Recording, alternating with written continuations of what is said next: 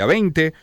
Y vaya de qué manera de cambiar las cosas, ¿no? Si comparamos la primera parte de 2022 con el cierre de 2022 o con el inicio de 2023, vamos a encontrar casi que tres realidades totalmente diferentes. La pregunta es qué tenemos hoy y qué creemos que va a ser esta segunda parte del año 2023, y por eso hemos invitado a Carlos Fernández, presidente de Fede Cámaras. Carlos, bienvenido. ¿Cómo está? Buenos días, Román. Muchas gracias por la invitación y por la oportunidad. Y sí, tú creo que lo has reflejado muy bien. Son tres realidades distintas en periodos diferentes. Y yo creo que el segundo semestre del año va a ser todo un reto. Nuestras estimaciones indican que vamos a tener, digamos, una tenue recuperación. Pudiéramos hablar de entre 3 y 4 puntos del Producto Interno Bruto. Donde sí se va a ver, digamos, la mayor diferencia es en el tema del consumo. El incremento del consumo que se dio en el año 21 y en el año 22 de manera muy importante, lamentablemente no se está viendo este año. Y entre otras cosas tampoco se está viendo una recuperación en el ingreso de los trabajadores como lo hubo en el año 21 y los años 22. Uh-huh. Me refiero en dólares en términos porcentuales, pues en el año 21 fue casi un 100% de incremento, en el año 22 cerca del 60%, este año va un poco más lento, va un poco más demorado. Y creo que tiene que ver mucho con el desequilibrio que hubo en el tema inflacionario, pues a finales de año y a principios de este año, donde hubo meses que si se proyectaba anualizado, inclusive podíamos volver a la hiperinflación. Creo que el esfuerzo de contener de cierta manera la inflación y salirnos de la hiper, sin que podamos decir que no tenemos un problema de inflación, porque lo seguimos teniendo, y un problema estructural, bueno, ha hecho también que de alguna manera se profundicen las medidas, digamos, restrictivas económicas que dificultan pues la expansión, y de alguna manera han traído lo que hemos visto, que es una caída fundamentalmente en el consumo, donde se ve más la caída en el consumo que en el Producto Interno Bruto. O sea, todavía hay una serie de actividades que se están generando que probablemente no se han convertido en ventas todavía, agricultura, procesos de cría de algunos animales que toman más procesos, etcétera, algunos productos que se están lamentablemente manteniendo en inventario porque no hay salida, y hay algunos sectores que también, por supuesto, presentan alguna leve recuperación. Ahora, la estabilidad que está teniendo el tipo de cambio, que muchos analistas se lo atribuyen, pues aquí hay una oferta, déjame decir, firme, programada, confiable de ingresos, aunque no son muchos, que tiene que ver básicamente con las operaciones de la empresa Chevron. De alguna manera han traído estabilidad y seguridad al mercado cambiario, y también transparencia, y eso de alguna manera, pues mientras haya estabilidad cambiaria, se podrá mantener, digamos, cierto equilibrio en los precios. Todos sabemos pues que en Venezuela el tema cambiario tiene mucha influencia en la formación de precios, porque es una economía que estructuralmente tiene un agregado de materia importada que sigue siendo importante. En estos tres tiempos de los que hablaba yo en la introducción, en este tiempo, no sé si llamarlo de transición, en lo económico, ¿qué han hecho cada uno de estos tres actores? ¿Qué ha hecho el Ejecutivo, el gobierno? ¿Qué ha hecho la empresa privada? ¿Y qué ha hecho el ciudadano a su juicio? Bueno, yo creo que aquí fundamentalmente son roles distintos.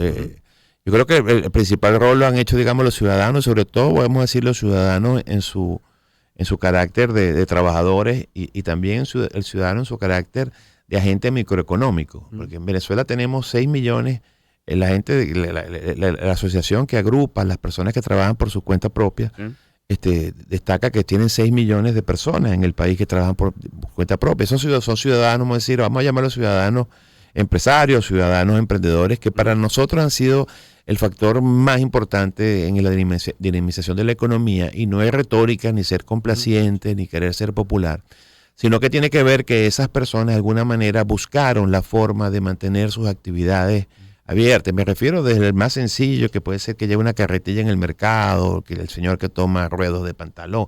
Todas las maneras, bueno, cerraron quizás su local, se refugiaron en su casa, buscaron la forma de mantenerse abiertos, no se quedaron sentados esperando una bolsa de comida o esperando una beca, esperando una misión, sino que tomaron la opción por la autonomía. Uh-huh. Y yo creo que ese fue el cambio fundamental y el verdadero dinamizador, porque a lo que empezaron a recuperar el valor de su trabajo, porque empezaron a cobrar en moneda dura, eso por supuesto se revirtió en el consumo, y el consumo y la micro fue la que jaló esa recuperación. Yo diría en segundo lugar las empresas un poco más constituidas, Porque si tú ves el año 21 con un crecimiento del consumo del 13%, cuando el PIB solo creció 1, 2% o 0,5%, el año pasado el PIB creció 2, el sector privado 9%, que parece que el consolidado cada como 2 o 13%, pero el consumo creció 13%. Tú dices, bueno, ese consumo lo jaló ese ciudadano, pero lo acompañó el sector privado, que sin financiamiento de alguna manera pudo por generar todos esos bienes y servicios que ese incremento del consumo trajo. Yo creo que también ahí hay, digamos, un actor fundamental. Y el gobierno básicamente se centró en la política restrictiva del tema de evitar, digamos, el incremento de circulante para de alguna manera controlar la inflación, pero bueno, tuvo los temas de agosto y después de septiembre, con la emisión, digamos, un poco de moneda más allá de lo necesario, de lo posible, que trajo pues el descalabro que tenemos. Y creo que también el impacto del IGTF, que trajo pues un impacto no solamente en los precios, sino que fue, digamos, un riesgo que en los actores económicos no se veían, y al surgir de alguna manera esa autopista despejada de recuperación que se venía, de flexibilización que se venía viendo, presentó, digamos, un nuevo elemento que yo creo que trajo, desde el punto de vista económico y también desde el punto de vista psicológico, trajo impacto importante en toda la cadena de valor. Nos acompaña Carlos Fernández, presidente de FEDECámara. Carlos, la política y la economía están estrechamente vinculadas. En algunos países más que en otros, caso venezolano, muchísimo. En lo político, esto que está ocurriendo con el CNE, pues generará alguna turbulencia. En lo político sí, en lo económico también tendrá un impacto. Bueno, nosotros pensamos que, por supuesto que va a tener un impacto. Mucha gente, o sea, lo ve como diciendo, bueno, teníamos un CNE para 7 años, ¿qué pasó? Bueno, han habido renunciaron los oficialistas, renunciaron también los no oficialistas. Tenías ahorita recientemente, pues ahorita antes de nosotros, Picón explicando pues las motivaciones, y hay una expectativa de que se entre un nuevo proceso de negociación y ojalá se pueda hacer, digamos, de la misma manera que se hizo la vez pasada y se logre un equilibrio en la participación. Pero bueno, ¿qué pasó? Que teníamos uno por 7 años y se interrumpió, es la pregunta que le queda, y eso por supuesto siempre tiene efecto, porque bueno, la gente dice, bueno, se vio una visibilidad en ese tema porque hubo un cambio sobrevenido, ¿qué pasó? ¿Qué pasará en otros aspectos de la economía? Ahora, creo que sobre todo en los más pequeños y en esa micro que hablamos de tantos millones de personas, sí, creo que lamentablemente hay como un desinterés en el tema político, hay como un alejamiento del tema político. Cuando hablas con las personas que hacen estudios de opinión, nos dicen que el tema político ya ha dejado de ser prioridad en las búsquedas de la hora de la lectura de las redes sociales o de la búsqueda de noticias en internet, y ha sido suplantado por el tema económico. Y eso para nosotros es lamentable, porque una sociedad tiene que estar pendiente de sus temas políticos y tiene que buscarse la manera de estimularla no solamente a estar pendiente, sino a participar de la mayor manera, porque como tú lo decías, nosotros lo decimos quizás de manera similar, la economía y la política son dos caras de una misma moneda. Ayer el doctor Jesús María Casal, el presidente de la Comisión Nacional de Primaria, nos comentaba que solicitaría a la iglesia, a los empresarios, a las instituciones de educación privada, entre otras instituciones en general, a que faciliten puntos de votación para la primaria. En caso de ser consultados formalmente en FEDECámara, ¿tendrían alguna estructura para ofrecer que podría brindar FEDECámaras en ese sentido? Bueno, el sector empresarial venezolano, por supuesto que tienen muchas sedes, digamos, en casi todos los municipios del país. Como hemos dicho varias veces, hay alguna institución agrícola, pecuaria, industrial, etcétera.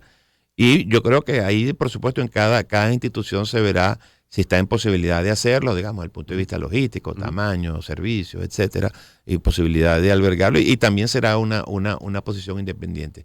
Nosotros siempre, en la posición de FEDECámara en todo este tipo de procesos es, por supuesto, respetar la decisión de cada uno de nuestros gremios, que son, por supuesto, instituciones autónomas, y siempre hemos sido, digamos, de la idea de facilitar la participación, de que nuestras empresas, nuestros gremios diseñen la forma, digamos, la flexibilidad que puedan tener necesaria de manera de alguna manera favorecer la participación de los ciudadanos y sobre todo la participación los trabajadores, porque muchas veces se dificulta porque bueno, hay procesos laborales a veces en los días de este tipo de consulta, y creo que en este caso mantendremos la posición que tradicionalmente se ha tenido. Va a estar interesante la próxima Asamblea de Fede Cámaras, ¿no? Con 2 candidatos a la presidencia.